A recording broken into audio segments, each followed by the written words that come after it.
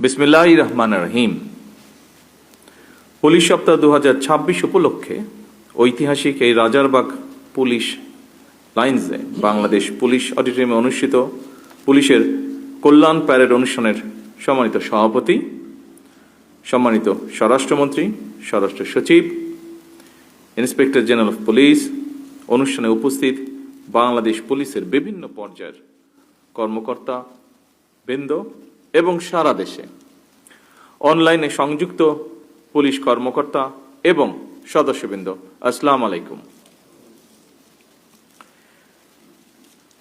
ঘণ্টাখানেক আগেই আমরা পুলিশের বর্ণাঢ্য প্যারেড উপভোগ করলাম। এরপর এখানে আপনাদের কল্যাণ প্যারেডে উপস্থিত থেকে এতক্ষণ আপনারা যারা বক্তব্য রেখেছেন, গুরুত্বপূর্ণ বক্তব্য রেখেছেন, সেই সকল বক্তব্য আমরা শুনলাম। বর্তমান বিশ্বে প্রযুক্তিগত দক্ষতা সম্পন্ন একটি সুদক্ষ, আধুনিক, মানবিক পুলিশ বাহিনী ছাড়া জনগণের কাঙ্ক্ষিত সেবা নিশ্চিত করা কঠিন। বর্তমান গণতান্ত্রিক সরকার এই কঠিন কাজটি শুরু করেছে। সুতরাং সাধ্য সামর্থ্যের সবটুকু দিয়েই সরকার আপনাদের চাওয়া পাওয়াগুলো অবশ্যই ইতিবাচকভাবে বিবেচনা করবে। উপস্থিত পুলিশ কর্মকর্তা এবং সদস্যবৃন্দ, ফ্যাসিবাদ মুক্ত বাংলাদেশে গত 12ই ফেব্রুয়ারি অনুষ্ঠিত অবাধ, সুষ্ঠু এবং নিরপেক্ষ নির্বাচনে আপনারা সারা দেশে যথাযথভাবে দায়িত্ব পালন করেছেন। আপনাদেরকে গণতান্ত্রিক আমি জনগণের পক্ষ থেকে আমি জানাই অভিনন্দন। এর মাধ্যমে প্রমাণিত হয়েছে অবশ্যই পুলিশের পক্ষে নিরপেক্ষভাবে দায়িত্ব পালন সম্ভব। তবে ফ্যাসিবাদী শাসন আমলে দেশের জনগণ ভিন্ন চিত্রও দেখেছে। আমি এ বিষয়ে বিস্তারিতভাবে বলতে চাই না কিছু। বাংলাদেশ যেন আর কখনোই ফ্যাসিবাদ শাসনে ফিরে না আসে, আসুন আজকের এই 2026 পুলিশ সপ্তাহে এটি হোক আমাদের অঙ্গীকার।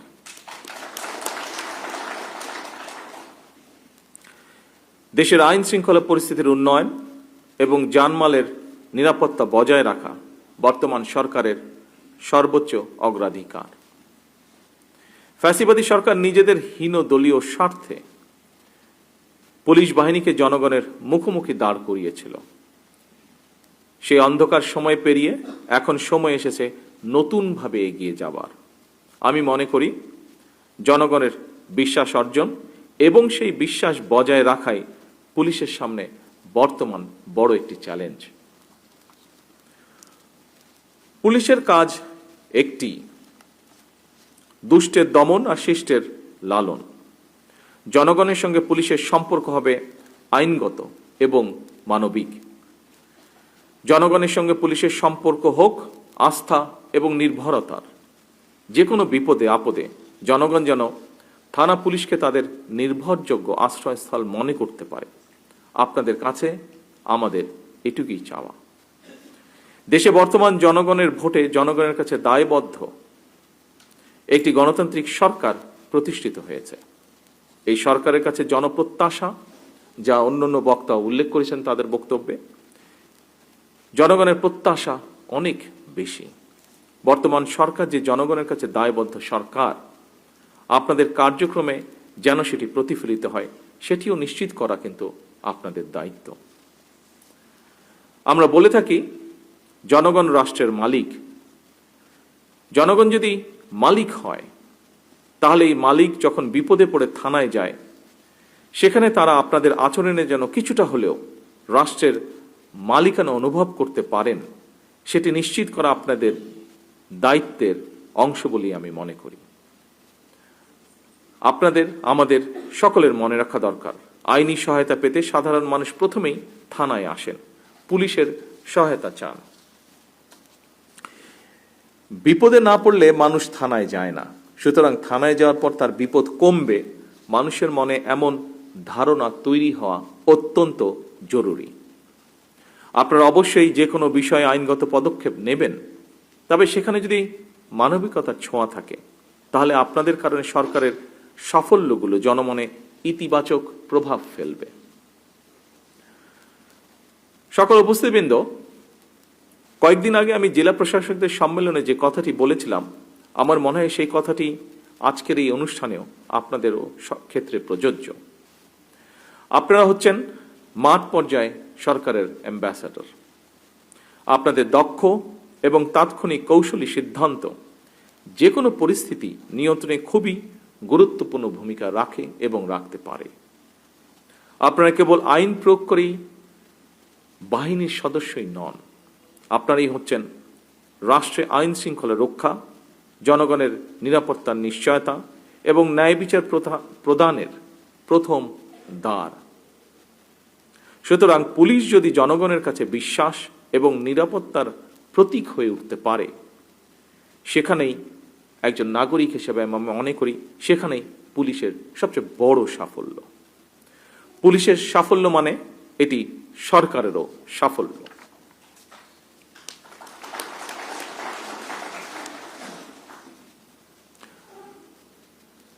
উপস্থিত পুলিশ কর্মকর্তা এবং সদস্যবৃন্দ, আমার বক্তব্য স্পষ্ট। পুলিশ প্রশাসন কোনো দলের নয়। বিধিবদ্ধ আইন অনুযায়ী পুলিশ প্রশাসন পরিচালিত হবে। কোনো নিরপরাধ মানুষ যেন হয়রানির শিকার না হন তা নিশ্চিত করা অবশ্যই আপনাদের দায়িত্ব। আমরা থানাগুলোর পরিবেশ এমনভাবে করতে চাই, যা আইজি সাহেব ওনার বক্তব্যে উল্লেখ করেছেন, যেন একজন মানুষ কোনো মাধ্যম ছাড়াই সরাসরি থানায় গিয়ে নির্ভয়ে তার অভিযোগ জানাতে পারেন এবং একই সাথে প্রতিকারও পেতে পারেন। জনগণের সহযোগিতা ছাড়া দেশের আইন শৃঙ্খলা রক্ষা করা কঠিন। এ কারণেই পুলিশের জন্য জনগণের আস্থা অর্জন অত্যন্ত জরুরি। কমিউনিটি পুলিশ এবং ওপেন হাউস ডে এর মতন জনমুখী উদ্যোগের মাধ্যমে, যা মাননীয় স্বরাষ্ট্রমন্ত্রী তার বক্তব্যে উল্লেখ করেছেন, যা জনগণকে পুলিশি কার্যক্রমে সম্পৃক্ত করার প্রচেষ্টা অব্যাহত থাকুক। জনগণের সঙ্গে পুলিশের আস্থার সম্পর্ক তৈরি হলে অপরাধ নিয়ন্ত্রণ সহজ হবে বলে আমি বিশ্বাস করি। বাল্য বিবাহ, নারী ও শিশু নির্যাতন কিংবা চুরি ডাকাতি, দাঙ্গা হ্যাঙ্গামা ফ্যাসাদের মতন সমাজে চলমান প্রথাগত অপরাধমূলক কার্যক্রমগুলোর পাশাপাশি শুধু আমাদের দেশেই নয়, বিশ্ব জুড়েই বেড়ে চলেছে সাইবার ক্রাইম। অপরাধীরা অনলাইন প্ল্যাটফর্ম ব্যবহার করে নতুন নতুন কৌশলে অপরাধ সংগঠিত করছে, যা আপনাদের জানা বিষয়টি। বিশেষ করে সাইবার বুলিং এর মাধ্যমে নারীদের জন্য অশান্তির কারণ হয়ে দাঁড়িয়েছে সাইবার বুলিং। এসবের পাশাপাশি সংঘবদ্ধ অপরাধ, কিশোর গ্যাং, আর্থিক জালিয়াতি সহ নানা ধরনের অপরাধ প্রবণতাও বিরাজমান।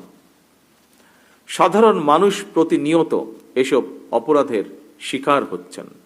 দেশে মাদক এবং অনলাইন জুয়ার ব্যাপারেও জনমনে উদ্বেগ রয়েছে।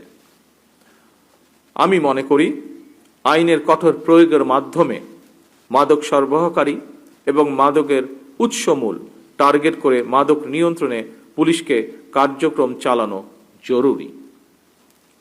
মাদক, সন্ত্রাস ও দুর্নীতির বিরুদ্ধে আমাদের সরকারের অবস্থান পরিষ্কার। আমরা এ সকলের সাথে কম্প্রোমাইজ করতে চাই না।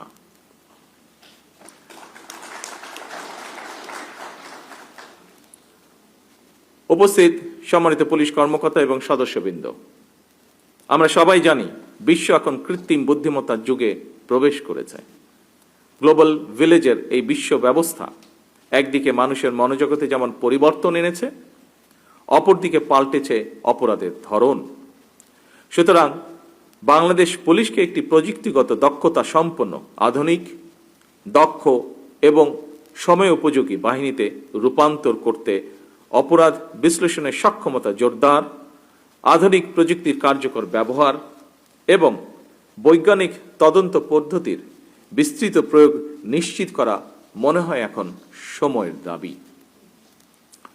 চতুর্থ শিল্প বিপ্লবের প্রেক্ষাপটে উদ্ভূত বহুমাত্রিক চ্যালেঞ্জ মোকাবেলায় সাইবার পুলিশ প্রতিষ্ঠা, কৃত্রিম বুদ্ধিমত্তা বা এআই, বিগ ডাটা বিশ্লেষণ, বিকাশমান প্রযুক্তির সমন্বিত এবং কার্যকর ব্যবহার, আরও সম্প্রসারণ করা জরুরি হয়ে পড়েছে এবং এই লক্ষ্যেই সরকার একটি আধুনিক প্রযুক্তি নির্ভর পুলিশি ব্যবস্থা গড়ে তুলতে বদ্ধপরিকর।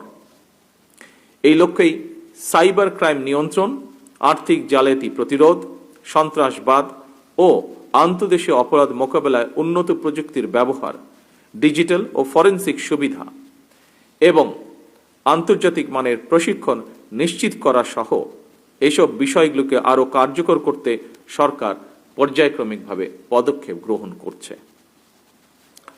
উপস্থিত সম্মানিত পুলিশ কর্মকর্তা এবং সদস্যবৃন্দ, সরকার দেশে মানবাধিকার সমুন্নত রেখে আইনের শাসন সুনিশ্চিত করতে চায়। গুম, অপহরণ কিংবা বিচার বহির্ভূত কর্মকাণ্ড কোনোভাবেই এই সরকারের পক্ষে গ্রহণ করা সম্ভব নয়। প্রতিটি নাগরিকের অধিকার সুরক্ষা করা প্রতিটি পুলিশের নৈতিক এবং সাংবিধানিক দায়িত্ব। বাংলাদেশ পুলিশের প্রাতিষ্ঠানিক মর্যাদা, পেশাদারিত্ব ও জন আস্থা আরও সুদৃঢ় করতে সরকার প্রতিশ্রুতিবদ্ধ। বদলি, পদোন্নতি কিংবা পুলিশে নিয়োগ এসব ক্ষেত্রে মেধা, যোগ্যতা, দক্ষতা এবং সততাকেই আমরা প্রাধান্য দিতে চাই।